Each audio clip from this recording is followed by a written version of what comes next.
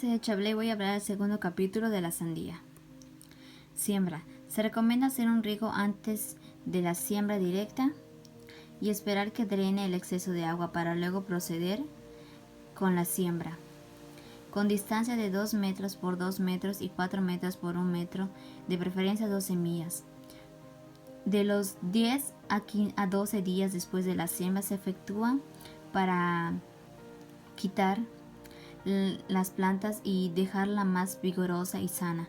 Cuando la siembra se realiza previamente en invernaderos con bandejas, se coloca una planta por póstula, con la finalidad de bajar los costos y pérdida de la semilla. Con esto se gana tiempo en la época de lluvias y se mantiene una buena sanidad de los cultivos y obteniendo platones uniformes de 18 días después de la siembra.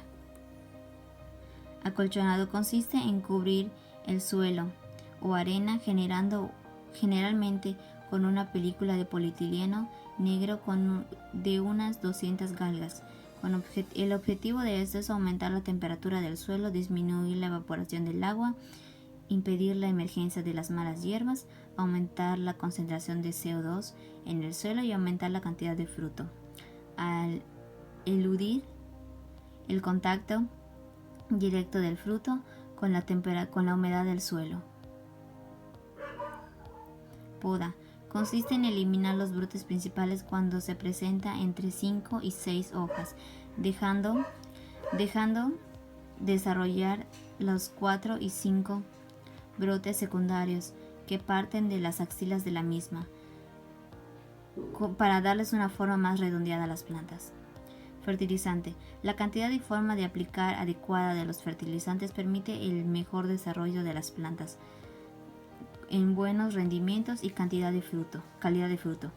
Se sugiere aplicar 120 kilogramos de nitrógeno, 60 de fósforo y 40 de potasio por hectárea, la mitad de nitrógeno. Todo el fósforo y el potasio debe aplicarse al momento de surcar o hacer la borra. El resto del nitrógeno se aplica 40 días después. Cosecha. De acuerdo con las variedades, la cosecha es de 90 a 100 días, un indicador de la madurez en el cambio de color de los frutos, de un tinte claro a oscuro. La cubierta pierde un aspecto opaco y se torna lisa brillante. Para realizar los cortes se requiere personal experimentado que conoce el grado de la madurez del fruto para los diferentes mercados. Los frutos deberán cortarse con una navaja para evitar maltratar a la planta. Y se dejan estivándose después del corte. El control de plagas. Las principales plagas que atacan al cultivo de la sandía desde su nacimiento o floración son la mosquita blanca, el minador de la hoja, el gusano barrenador de fruto, el gusano falso medidor, y se ha observado muy pocas veces el ataque de la gallinita ciega.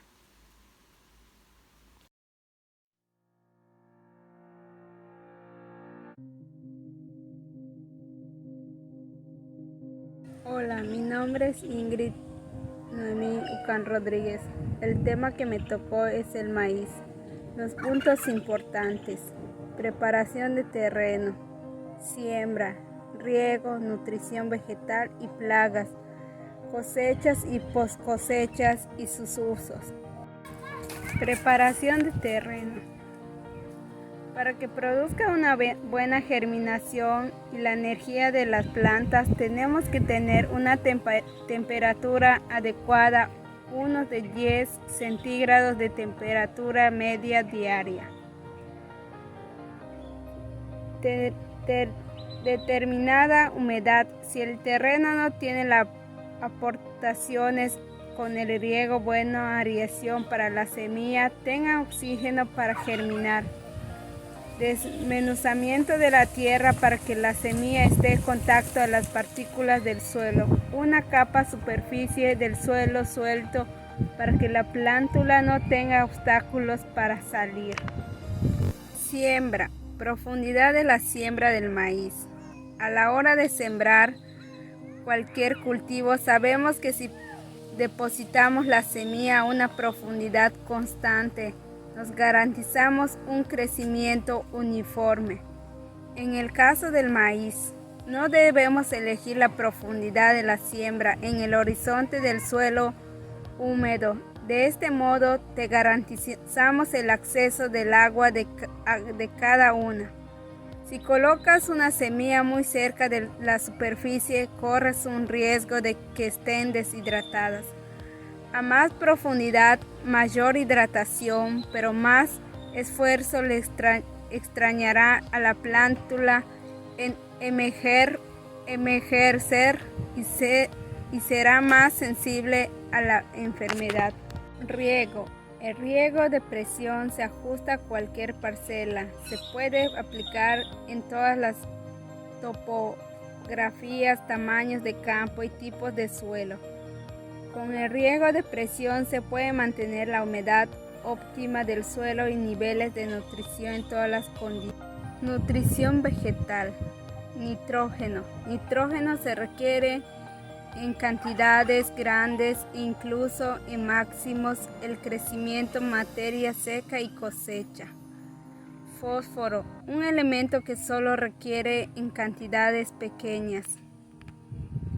Zinc, absorción por maíz y vía foliar como guión. Boro, es utilizado en las plantas como ácido bórico. Plagas.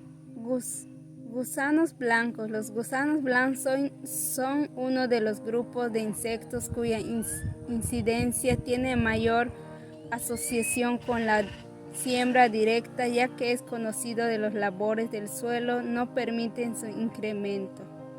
Orugas cortadas. Las orugas cortadas tienen una gran potencial de daños en el maíz. Plaga importante del maíz, del sorgo de la región pampanea. Cosecha y poscosecha. El manejo de grano de maíz después de la cosecha es muy importante para tener la buena calidad, tanto para el consumo de las familias como para la comercialización. Importancia de la limpieza del grano. Mantener el grano limpio es importante por lo siguiente: el grano no se deteriora ni se calienta tan rápido en los insectos, retardan su producción. El maíz es muy importante tanto para nosotros como seres humanos, tanto como para los animales. Nos sirve para la comida, para preparar harinas, maíz, aceites, grasas, tortillas y también nos sirve para botanas.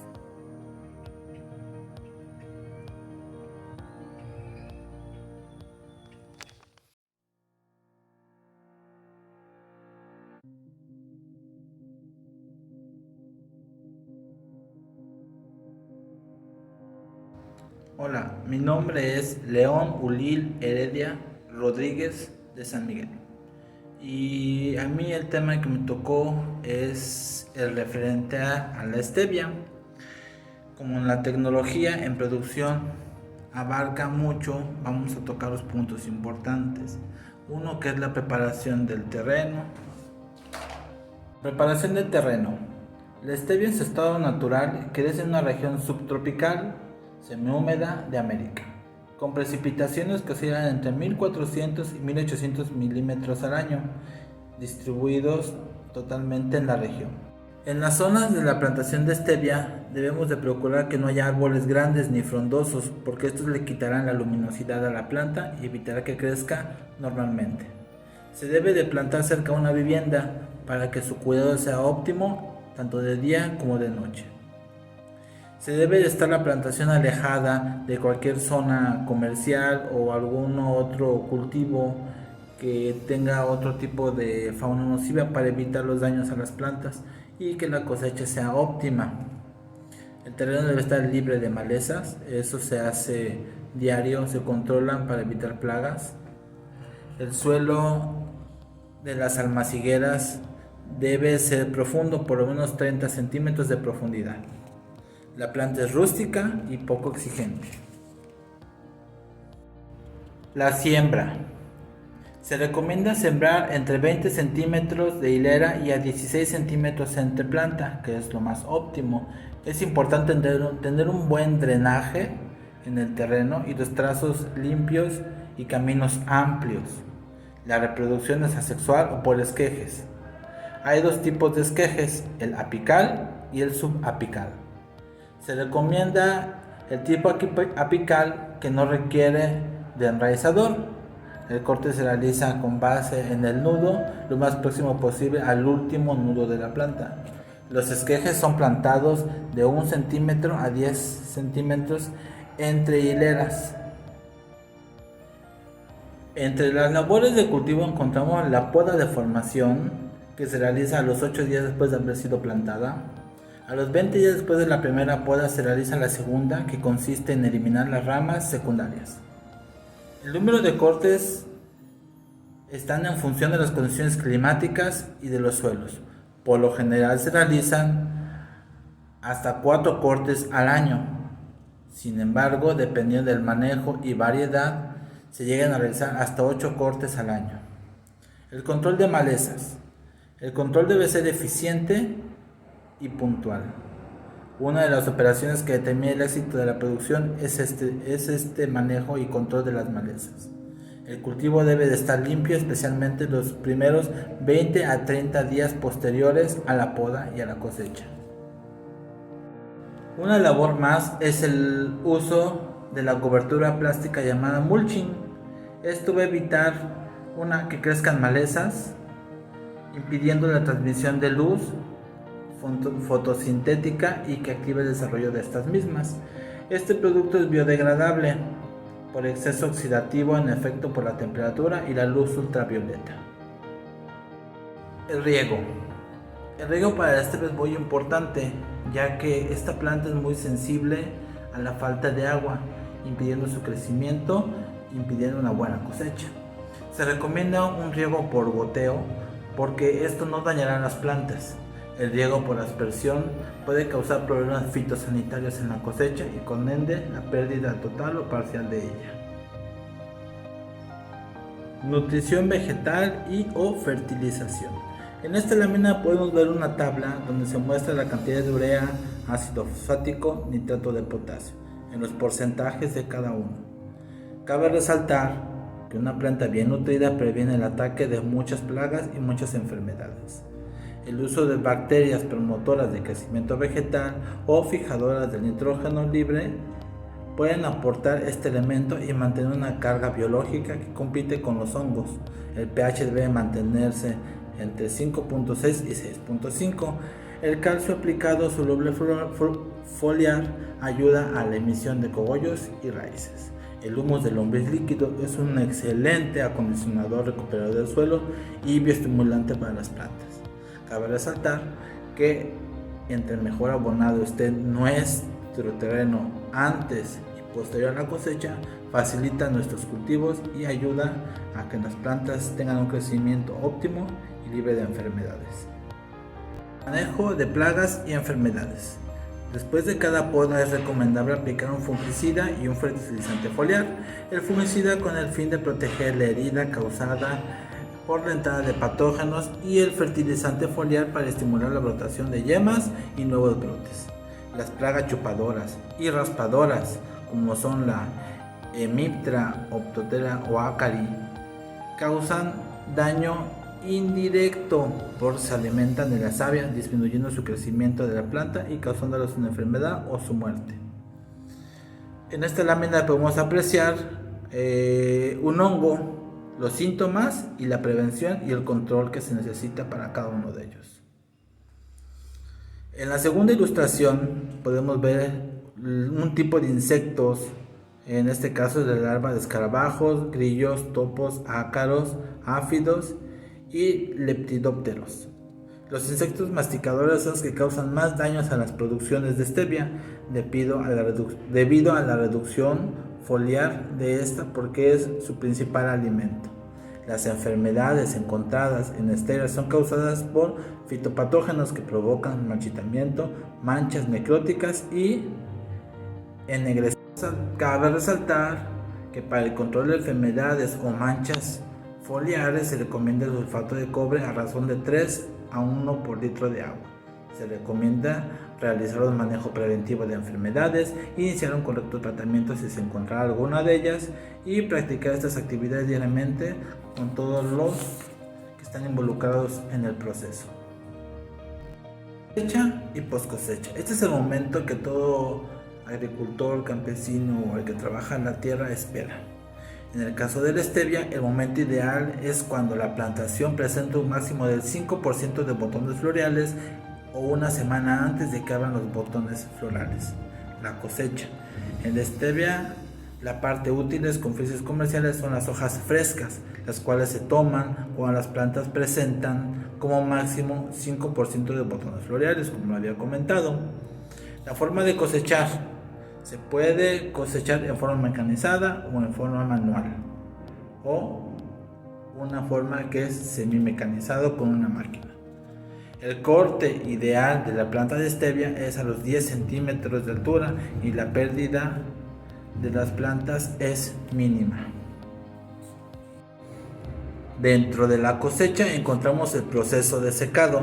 Este es el proceso final de un largo proceso de años que se debe hacer justamente después de que el rocío de las hojas se ha secado para evitar manchas en estas mismas. El proceso se puede poner directamente al sol con una malla sombra para evitar que las hojas se quemen demasiado o pierdan la humedad que necesitan para su venta o exportación. La stevia se comercializa en forma seca, líquida concentrada o en polvo. El líquido concentrado es aproximadamente 70 veces más dulce que el azúcar y las hojas pulverizadas 30 veces más. El uso de la stevia. El uso de la stevia, todos pensamos que solamente sirve para los tés, para bajar de peso, para algunas indicaciones médicas, pero también lo encontramos en los usos agrícolas, que se utiliza como aplicando el extracto fermentado de mezclas, hojas y tallos de manera formal, mejora el sabor de ciertas plantas. En los suelos aplicados con riego mecanizado, se logra conseguir que la población de microorganismos benéficos sea la óptima para las otras plantas. En las raíces aumenta la emisión de pelos absorbentes, permitiendo mayor absorción de calcio y de magnesio. Otra acción es la capacidad de descomponer agroquímicos. Esto hace que queden muy pocos residuos y por lo tanto aumenta el grado de seguridad de los productos agrícolas. En el uso ganadero se utiliza en la lechería y deja más saludable al ganado, previniendo enfermedades y mejorando la calidad de la carne y de la leche. En el uso medicinal, todo el mundo sabemos que es estimulado a las células beta del páncreas, de manera que produce su propia insulina. Actúa asimismo también como impositor o cardiótico, regulando la presión de los latidos del corazón.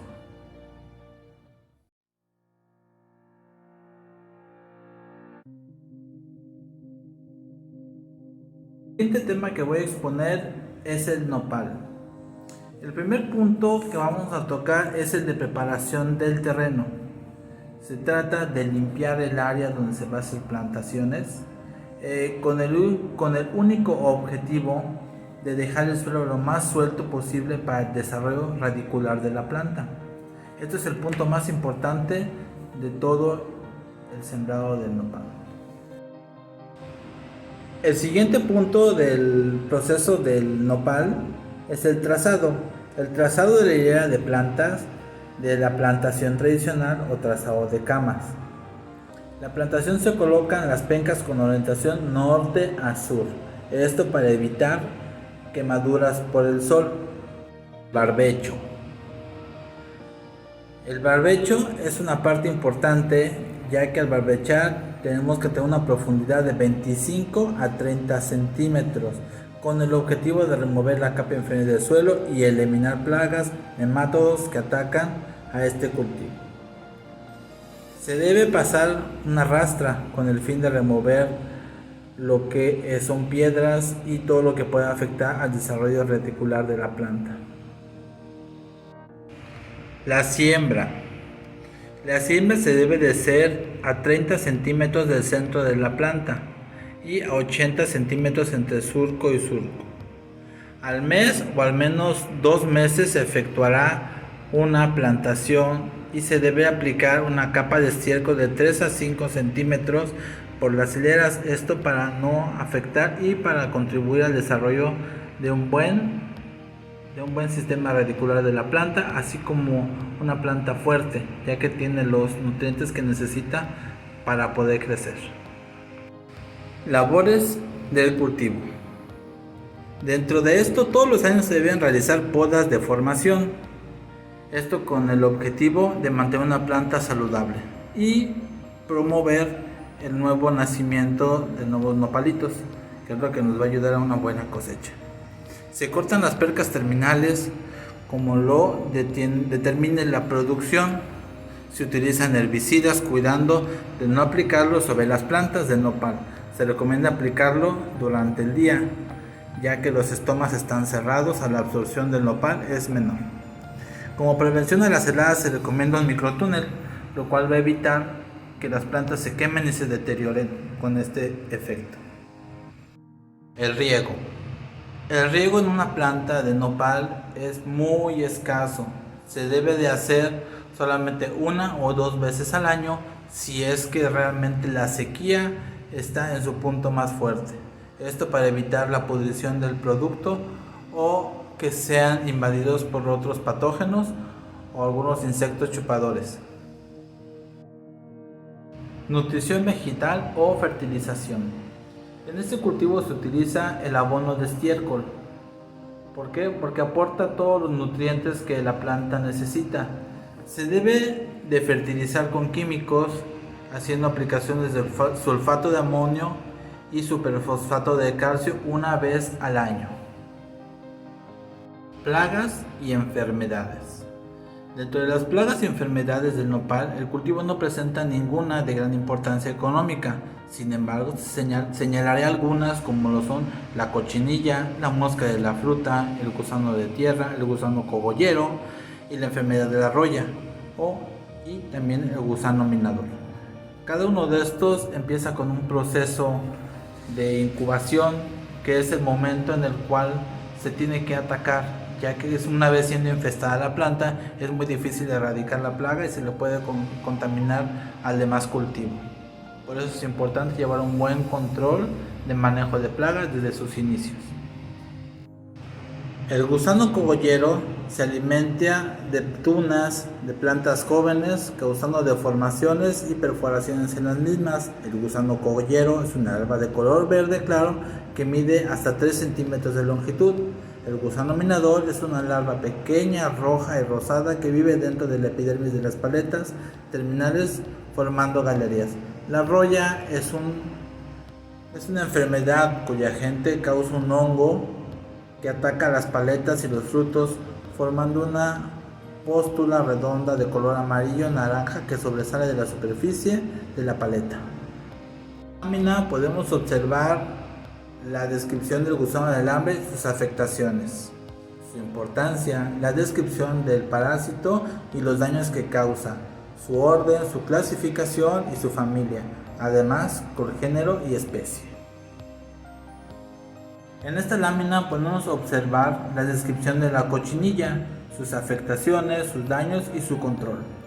Cabe recalcar que la cochinilla no afecta en sí a la planta, solamente cuando se hace una sobrepoblación es cuando afecta realmente esta planta, haciéndola que pierda nutrientes y la planta muera. Cosecha. Se recomienda cosechar únicamente los nopalitos que han alcanzado un tamaño requerido por el mercado. Esto oscila entre los 15 y 20 centímetros promedio, o unos 100 gramos o unos 100 gramos por cada uno. El resto se deja en la penca para el siguiente corte, que puede ser entre 15 y 12 días. Todos los demás se dejarán en la planta para su posterior cosecha o alcanzar los óptimos tamaños para el mercado que éste requiera.